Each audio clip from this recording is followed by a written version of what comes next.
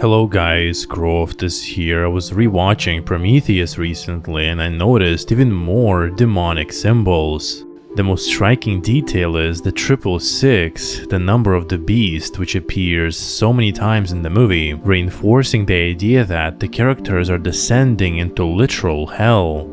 For example, the star map found on various ancient artifacts has 6 stars on it, which is really peculiar. On top of that, once the crew lands on LV-223, which is a biblical reference in itself, Yannick says that there are only 6 hours left before sunset. There's only 6 hours left of daylight. And most interestingly, exactly 6 crew members go into the devilish pyramid. So the number 6 keeps reoccurring, but then the 666 appears explicitly on every live feed. Every crew member has a camera in their helmet and it transfers a live video transmission to the Prometheus ship. And for some reason on every video log 666 is always visible. Every crew member has these 3 numbers fluctuating between 60 and 64. And they are always in that range and they never go outside of it. Therefore, the 666 is literally on everybody's screen all the time. It's never explained what these numbers mean. This cannot be a person's pulse because even during sleep, only elite athletes typically have a resting heart rate in the 60s or below. And when somebody's walking in a heavy suit, there is absolutely no way that would be their heart rate. Especially since it never rises even when they run or are clearly terrified. Therefore, it's something completely different that doesn't seem to be connected to their biology, but the 666 is always there.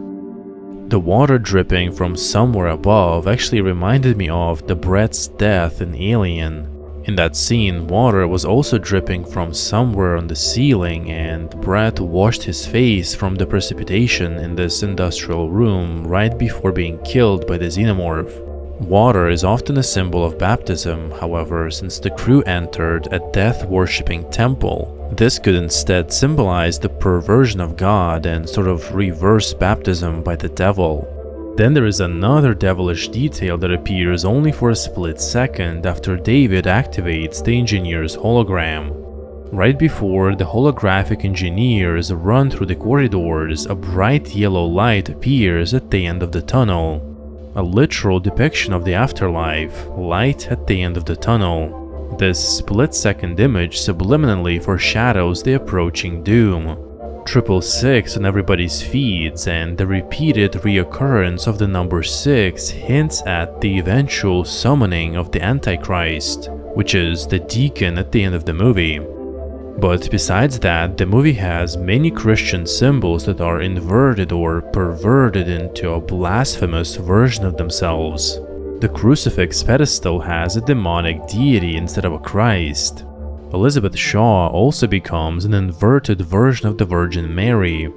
Shaw is infertile but becomes pregnant since Holloway was infected with the black goo. This is a perverted version of the Immaculate Conception, an impossible pregnancy in the most diabolical way. The birth is also not natural but through a C-section, and the offspring is not the Messiah. Shaw births a terrifying trilobite that eventually summons the deacon, an Antichrist figure. Then almost every death in Prometheus occurs by fire, like sinners who burn in hell. Holloway is burned by Vickers, Yannick burns Fifield, and Melbourne's body is found smoking as if it was burned. On top of that, Yannick and his 2 co-pilots also burn in a fiery explosion. The same explosion partially burns the engineer. So this death by fire reinforces the idea of sinners burning in hell. In fact, as I mentioned in my other video, the entire movie Prometheus is almost a direct replication of Dante's Inferno, which is a medieval book about a journey through the 9 circles of hell. Prometheus almost perfectly parallels Dante's Inferno as the crew goes progressively through each circle. The first circle of hell is limbo, and the crew literally starts their journey in the limbo of cryosleep, suspended between life and death, and also in the limbo of space with no gravity. The second circle of hell is lust, and many characters openly engage in lustful behavior, leading to their deaths. For example, Shaw and Holloway and Yannick and Vickers. The third one is gluttony, exemplified in Holloway drinking his sorrows away. The fourth circle of hell is greed, perfectly embodied by Wayland. The fifth circle of hell is wrath, personified by Fifield, who is transformed into wrath incarnate.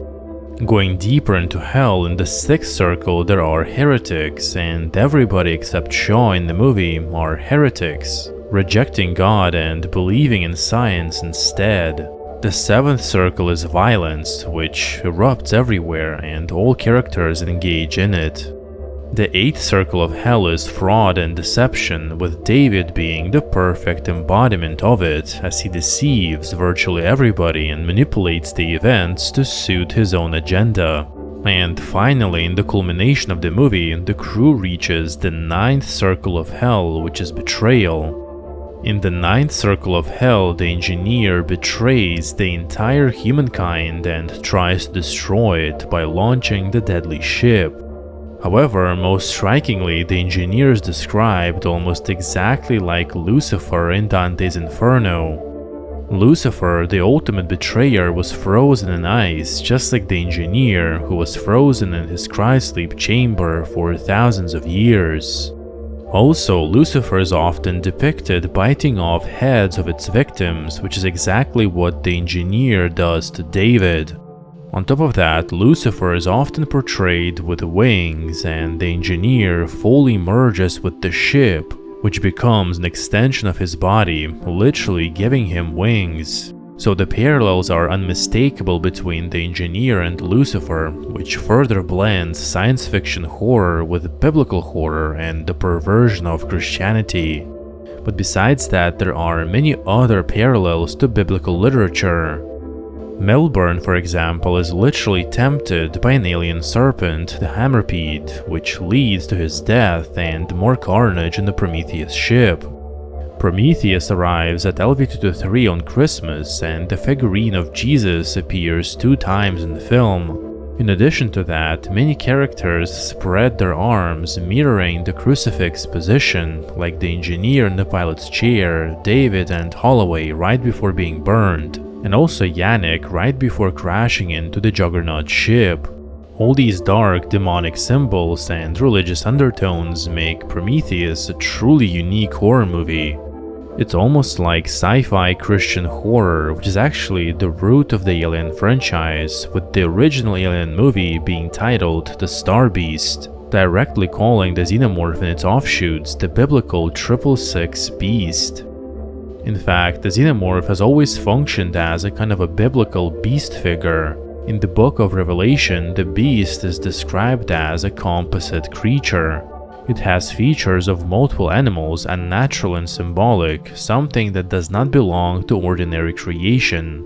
The xenomorph and its offsprings mirror this imagery almost perfectly. Xenomorphs have elongated eyeless skulls, suggesting that it's something serpentine and primordial. Xenomorphs have reptilian legs and scorpion-like tail. Its inner jaw strikes like a mechanical serpent. Even the biomechanical exoskeleton with textures resembling industrial pipes, pistons and tubing make it feel less like a natural organism and more like an engineered abomination, a grotesque fusion of flesh and machine.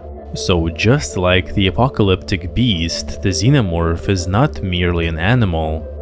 It's an embodiment of invasion and the collapse of human order. In that sense, the xenomorph is not just a monster of science fiction, it operates symbolically as a modern mythic beast, a creature assembled from nightmares, theology, and industrial modernity. But what do you guys think about these dark parallels and symbols, and did you notice any other devilish imagery? Let me know your thoughts in the comments, and if you really want to help the channel, make sure to join the Patreon, and special thank you to those who already joined. Also, like the video if you enjoyed it, and don't forget to subscribe to the channel for more content. My name is Croft, and I'll see you in the next video.